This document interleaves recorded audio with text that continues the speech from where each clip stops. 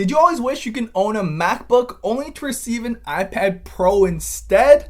Hashtag first world problems, but now there's a way to make it look, feel, and almost perform like one. So let's check it out. The body of this baby is all aluminum. Of course, you've got your plastic keys, and around back, you'll find rubber feet and a familiar design that you'd find on the bottom of a MacBook. There's soft rubber tabs to secure the iPad in place without damaging it, and the benefit of this being a keyboard cover over a keyboard case is this. Slide it in and you're set up. And when you want, you can pull it right off when you don't need it. It's really convenient. Since it doesn't use Apple's fancy smart connector to connect, it uses Bluetooth 3.0, and start by turning the keyboard on by holding the power button. If it's not flashing blue already, hold the Bluetooth button beside it, then go into settings, Bluetooth, and select the Brydge Keyboard to connect it.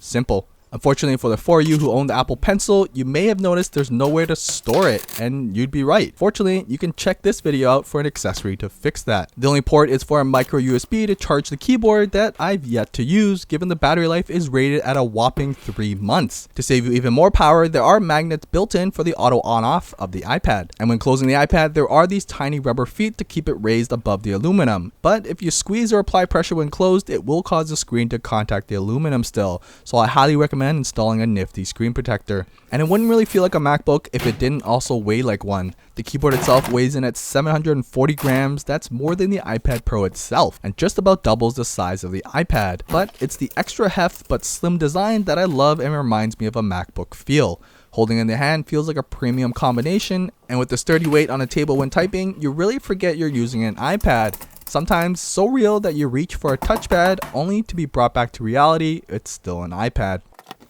What you're really buying is the keyboard though. There is a full keyboard layout with the full-size enter, shift, and backspace keys, arrow keys at the bottom. Beside that are the standard modifier keys. There's a Siri key, which I find redundant, as the same can be achieved with the home button here.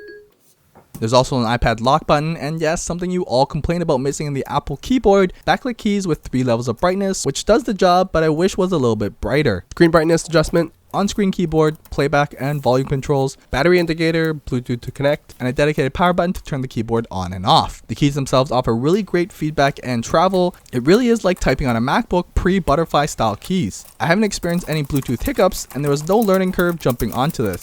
Compared to the other main keyboard cover, Apple's very own smart keyboard, which was very difficult to type on your lap because it lacked the one thing that the Brydge has, a palm rest. So typing on your lap is like using a MacBook. Unfortunately, the hinge did give in pretty often anytime it went past 90 degrees. But even at 90 degrees, it was a comfortable angle to type at. However, it does cause some issues when you're interacting with the iPad itself. If you're as strong as I am and tap like I do, you'll find yourself adjusting the screen quite often. Fortunately, it's a lot better on hard surfaces. It holds up really well against our tap test at 90 degrees. You can have the screen rest up to a 45-degree angle, but anything past that and gravity takes over. And as cool as this is, I don't see why the hinge should be allowed to sit at 180 degrees. Who's using an iPad like this anyways? But the hinge is better than I make it sound. The rubber feet on the bottom combined with the hefty weight prevents the iPad from sliding around, and testing the grip on the hinge, it held in quite well, only giving in into harder shakes. But when you need it to come out, it slides out without an issue. I found it useful to also turn the keyboard off and flip it around, and now you've got a pretty sturdy stand to watch or play games on. Then when you're on the go just reading an article, fold it flat and have the keyboard go with you. As mentioned throughout the video, some improvements I wish is to see larger padding for the screen to lay on, and like MacBooks, an indentation to actually help with opening the two, and finally a stiffer hinge that preferably stopped at a set angle, as I don't see the need for anyone to use the iPad like this.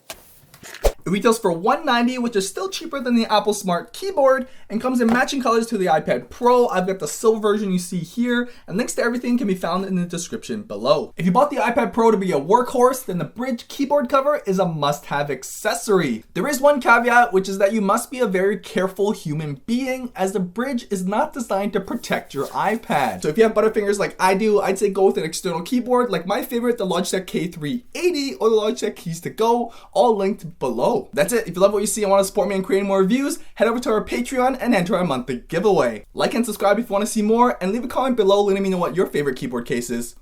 I rest my keyboard cover.